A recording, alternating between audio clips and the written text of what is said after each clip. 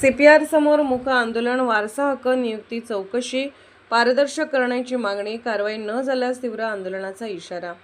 CPR रुग्णालयातील सफाई कर्मचाऱ्यांच्या वारसा हक्क नियुक्ती प्रकरणातील कथित अनियमिततेची निष्पक्ष चौकशी व्हावी या मागणीसाठी महाराष्ट्र राज्य भ्रष्टाचार विरोधी संघटनेच्या वतीने मंगळवारी सीपीआर रुग्णालयाच्या मुख्य प्रवेशद्वारासमोर मूक निदर्शने करण्यात आले।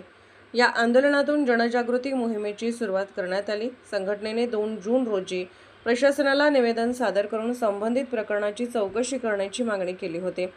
मात्र अद्याप कोणतीही ठोस कारवाई झालेली नसल्याने आंदोलनाचा मार्ग स्वीकारावा लागल्याचे संघटनेच्या पदाधिकाऱ्यांनी सांगितले।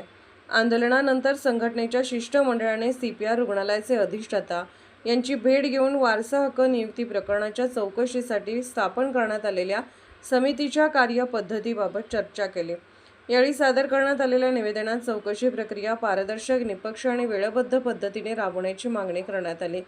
तसेच चौकशीसाठी निश्चित कालमर्यादा जाहीर करावी, तक्रारदारांना समितीसमोर आपली बाजू मांडण्याची संधी द्यावी, पात्रता निकषांची फेरतपासणी करावी आणि दोषी आढळणाऱ्यांवर तातडीने कारवाई करावी अशा प्रमुख मागण्या संघटनेने केल्या आहेत।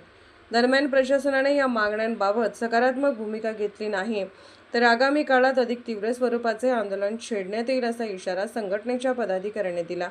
या आंदोलनात संघटनेचे संस्थापक अध्यक्ष उत्तमराव पवार, राजश्री पवार, नेताजी कांबळे, सूर्यकांत देशमुख, सुखदेव शेटे, प्रशांत माने, रत्नमाला कांबळे, लियाकत खतीब, मनसूर सय्यद, नितीन मुजुमदार यांच्यासह अनेक पदाधिकारी व कार्यकर्ते सहभागी झाले होते।